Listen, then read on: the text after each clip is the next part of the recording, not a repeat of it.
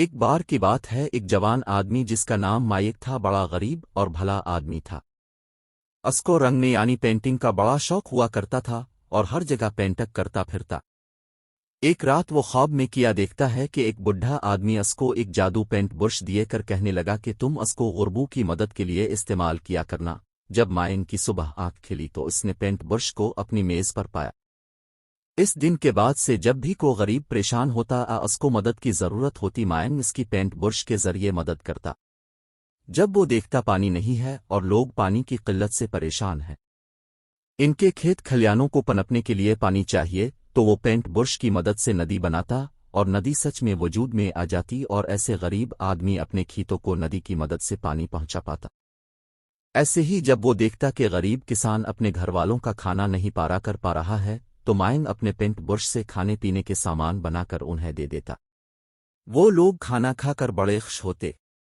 اسی طرح وہ صبح کی مدد کرتا اور دیکھتے دیکھتے ہر جگہ مائن چاروں طرف مشہور ہو گیا۔ اسی جگہ ایک امیر اور مطلبی آدمی بھی رہتا تھا۔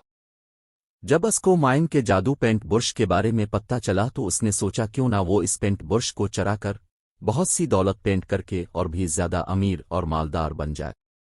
اس امیر آدمی نے مائن کا پینٹ برش چرانے کی نیت سے اپنے ایک نوکر کو مانگ کے گھر بھیجا۔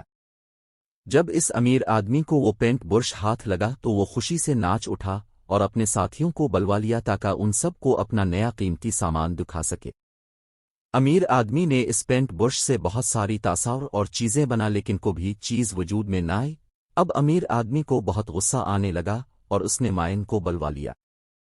جب مائنگ امیر آدمی کے پاس لایا گیا تو امیر آدمی بولا اگر تو مجھے میری کہی ہوئی تصویر بنا دے تو میں تجھے آزاد کر دوں گا۔ مانگ اسے برے آدمی کی مدد نہیں کرنا چاہتا تھا، لیکن کچھ سوچنے کے بعد وہ بولا ٹھیک ہے، بتاؤ تمہیں کیا بنوانا ہے۔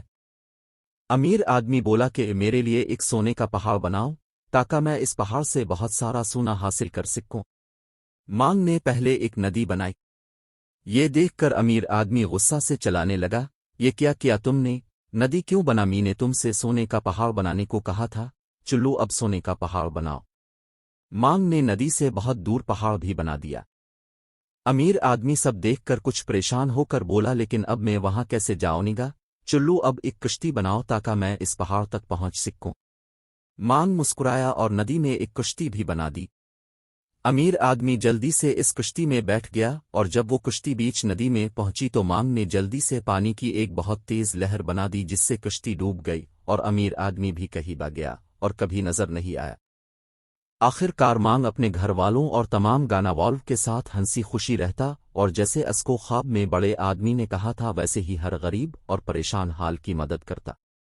مانگ ینگ اور جادو برش کو سب بہت پسند اور پیار کرتے۔